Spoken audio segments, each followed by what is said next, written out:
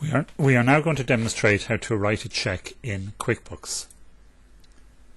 In QuickBooks, in the home page, we have just finished writing checks in the supplier section, which is paying outstanding bills that have already been entered into QuickBooks. When we want to write checks that have no bills already entered in QuickBooks, we need to go into the banking section and click on the Write Check icon. This is where we write checks for an expense that we have not entered as a bill in QuickBooks. Click on Write Checks. When we click on the window for the first time, we will see what looks like the visual of a check on the top half, and on the bottom half we will have where we analyse the expense, including VAT if any, into the chart of accounts in QuickBooks. So again, it's split. The source information is entered on the top half, and then we apply it into QuickBooks in the bottom half. First thing is we need to be able to make available the check number in the check area where it says number.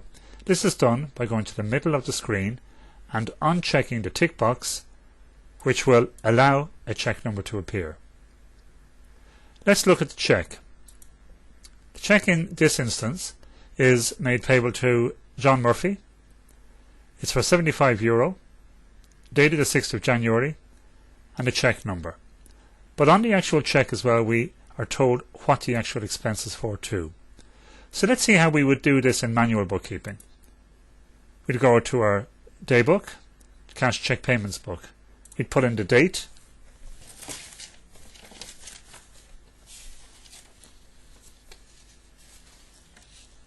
which in this case is the 6th, 1st. Then we have the name, and again by going in and seeing what the actual the payee is, it's John Murphy.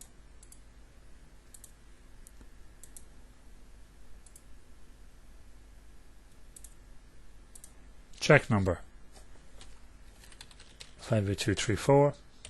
Total amount is €75. This is the information we got from the face of the check or the check stub.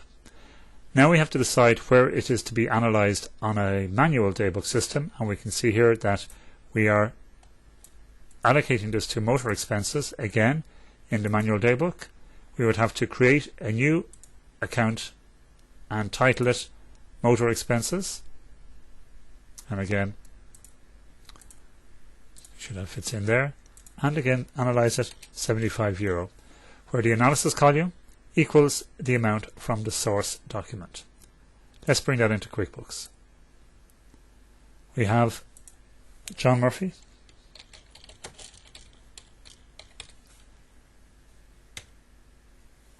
Now, because this type of person is an employee, we will just click OK on this, that we do not want this to be entered in the payroll system for QuickBooks. The reason for this is that payroll is only applicable to the UK payroll and not Irish payroll, so for this instance we will not be using payroll. Click OK, and the check number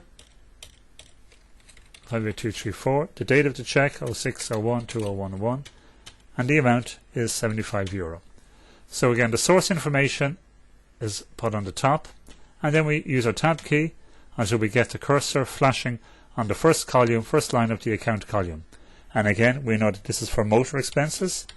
So if we just type in motor expenses, click on the tab key, it will tell us that the account has not been found. However, we can set it up straight away by clicking on Setup. When we do that, it will ask us what type of account do we wish this account to be called. In this case, it is an expense account, so keep that ticked and click Continue. We then can apply VAT if necessary, but in this instance we're just going to leave that blank and click Save and Close. In this instance there is no VAT, so again we'll just click Exempt from VAT. If there is no VAT on the check, do not apply it. €75, and that is that information put into QuickBooks. Click Save and New, and it brings us on to the next one. Let's have a look at another check. In this case,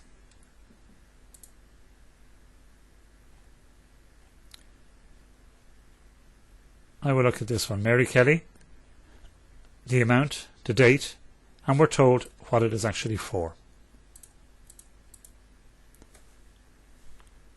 Check number is 58236, the date 11th, the 1st, 11th, and it's for Mary Kelly. Click on Tab, Quick Add, Employee, click OK. If we want to create a payroll payment for this employee, please use the built-in payroll, but of course we don't. I'm going to turn that off. This message will not be displayed in the future, and click OK. The amount, and again as a sub-note, because the check actually tells us, we could put in a free text memo in the line here and just say week 2, and we want to post it to wages. Click on Tab, wages is not there, set it up, it's an expense, click continue, and if we wish, we know that it is VAT exempt. This will default now, wages will not require a VAT input. Click that and save and close. Yes on that. To check to see that everything is being entered correctly, we can go to our chart of accounts. We can scroll up the chart of accounts till we get to our balance sheet items. We can look for our bank account, and in this case we can see highlighted bank. By double clicking on that, it will tell us all the information what has been entered already into QuickBooks. Click on Home. Let's have a look now and see a profit and loss account. If we go to the Report Center,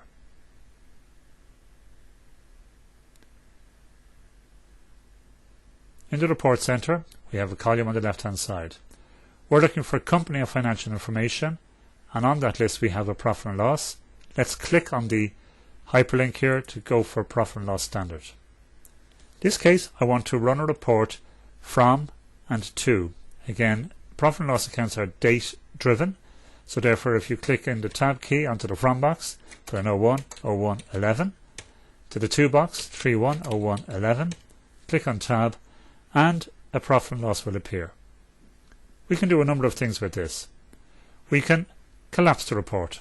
What happens here is the sub-analysis columns are reduced. Expand, collapse.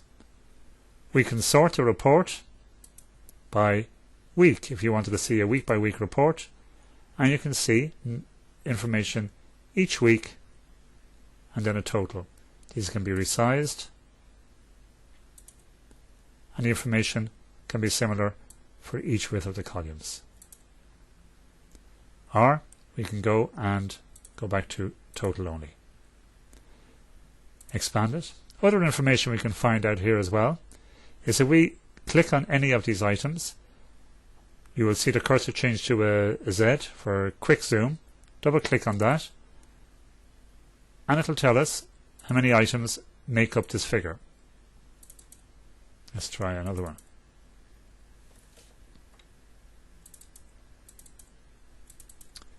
Okay, we'll come back to that. Let's look at another feature in QuickBooks. Let's modify the report to show these items as a percentage in expense.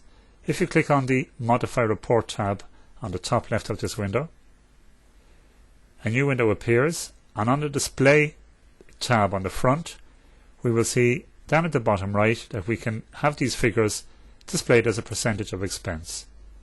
Check that box, click OK, and we will see now that, for example, rent is displayed as 7.3% of the total expenses. See how that looks collapsed? Same figure there as well. We will try to see can we get a breakdown. Unfortunately I can't at the moment, but I will come back to that. So to recap, to write checks, you click on the Write Check window, put in the data, and then run the report. That is how we write checks in QuickBooks.